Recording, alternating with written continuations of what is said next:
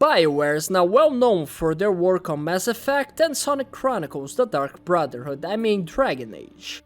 The studio focused on developing RPGs for existing IPs during their early years, such as Baldur's Gate and Star Wars Knights of the Old Republic. Bioware's first original IP RPG was Jade Empire, one of their most underrated games. Released originally as an Xbox exclusive in 2005, Jade Empire set in a fictional world inspired by Chinese culture.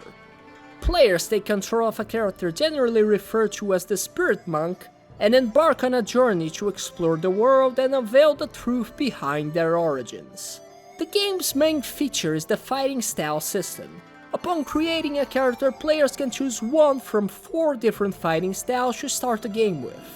During their playthrough, they learn more styles, including the ones available at character creation, from enemy and chest drops, vendors, and by completing quests. The most powerful styles are locked behind the alignment bar, which depends on the choices that the players make throughout the game. Towards the end of the first chapter, players will receive the Dragon Amulet, a necklace with 3 sockets, Champion! in which players can equip gems that they found throughout the story to enhance their character's power. Also, after completing certain quests, players will earn access to followers. Each of them has different abilities and can be put either in attack form or support form. Followers in attack form will assist the player in combat, acting as both mid shields and extra damage, while followers in support form will not engage in combat, being ignored by the enemies, but will provide the player with useful buffs to enhance their combat capabilities. The game's setting is unique and intriguing. At the time of its release, there weren't a lot of fantasy games inspired by Chinese culture, so Jade Empire definitely stood out in that regard. Bioware took inspiration from Chinese mythology and cultural aspects of different historical periods of China. The fantasy elements are diverse and make for a very unique world.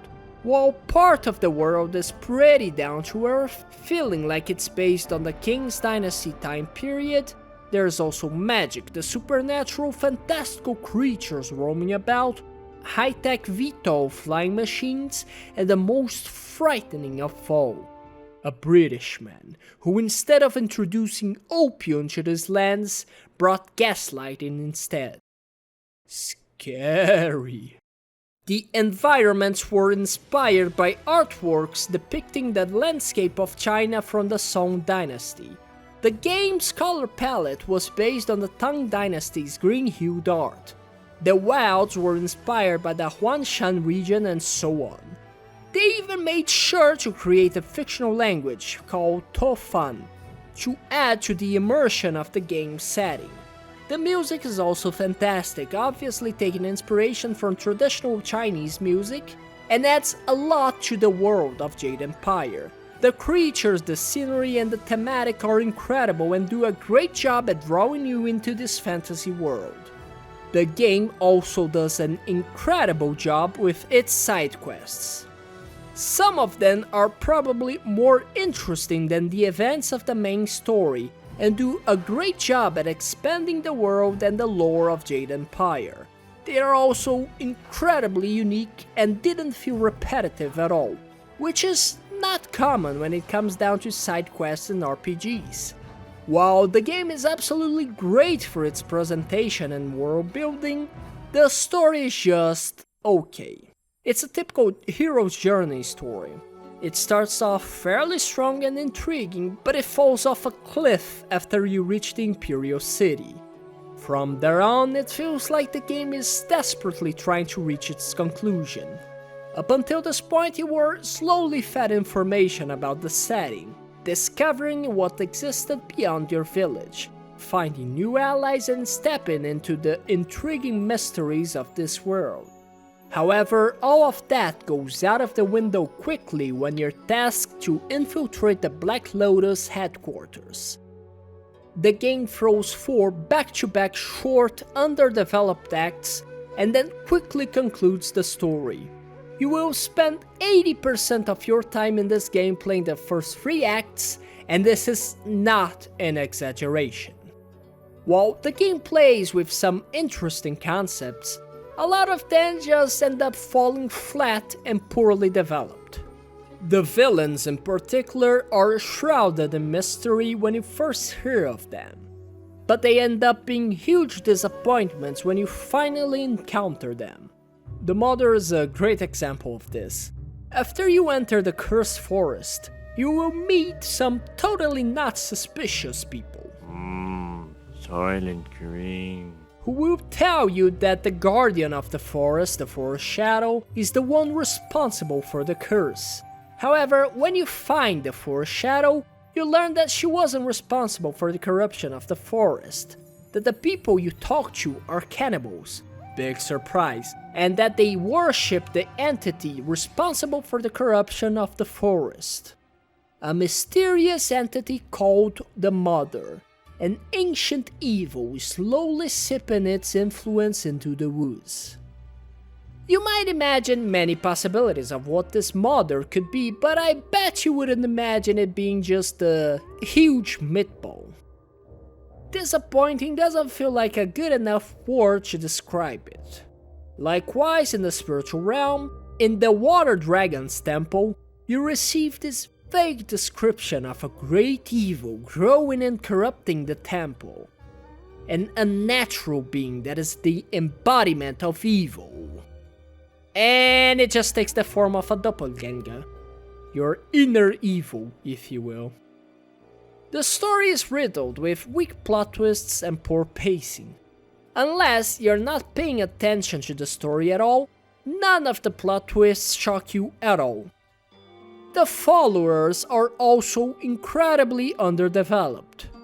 Most of them become irrelevant to the story after becoming followers, only having something to say again towards the end of the game. Jade Empire's gameplay is not complex by any means.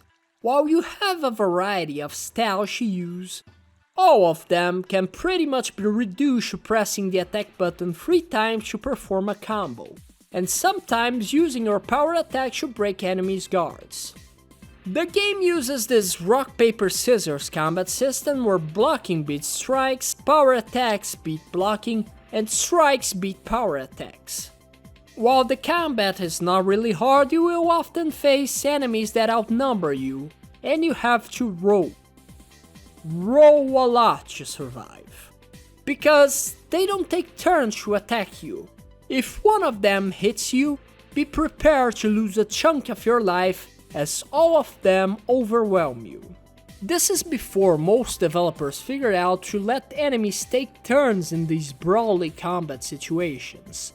So despite the combat being overall easy, it can still be very dangerous. The styles and the animations make this game's combat a lot more fun than the enemies themselves.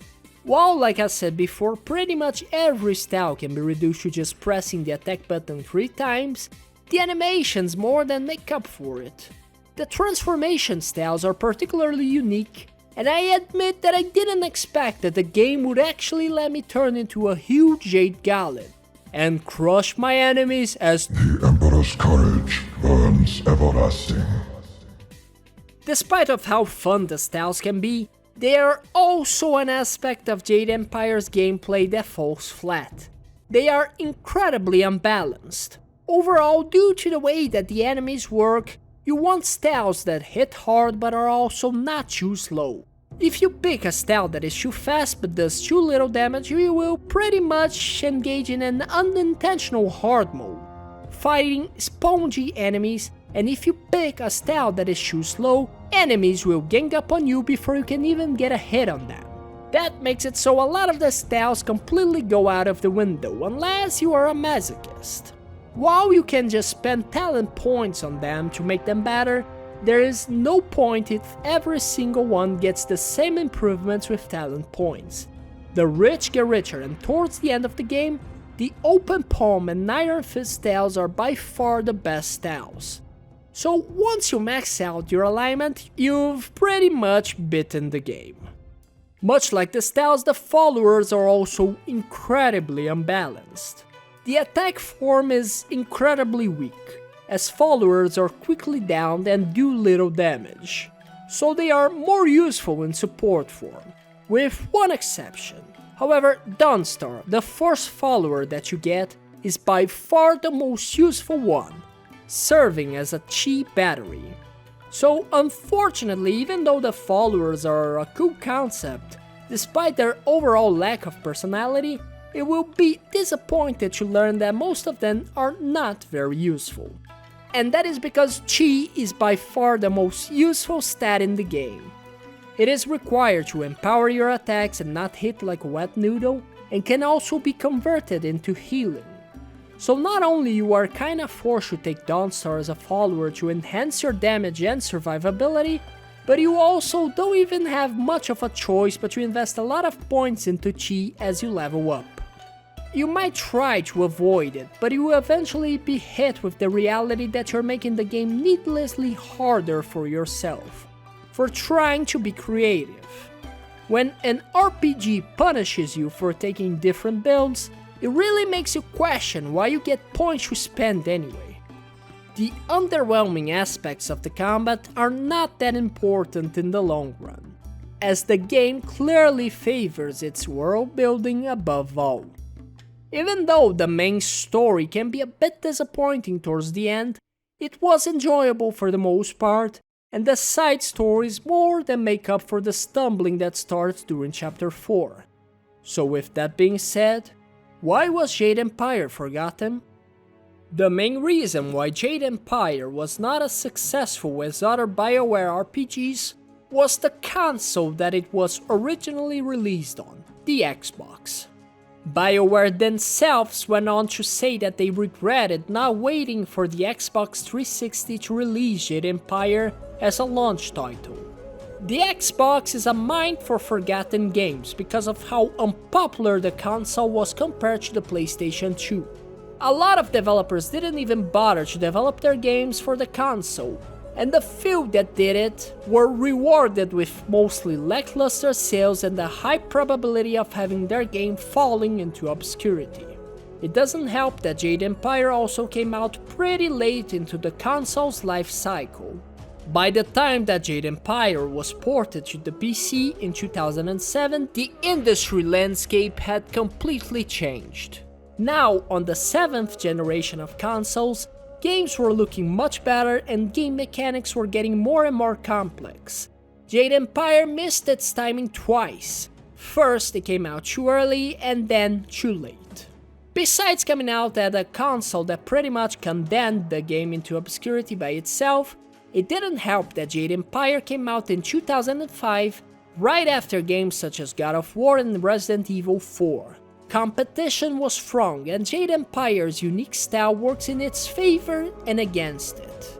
While it does make it stand out, it also made it feel disconnected from the industry tendencies at the time, making it easy for people to just dismiss it and never give it a try, causing it to fall into the realm of forgotten games.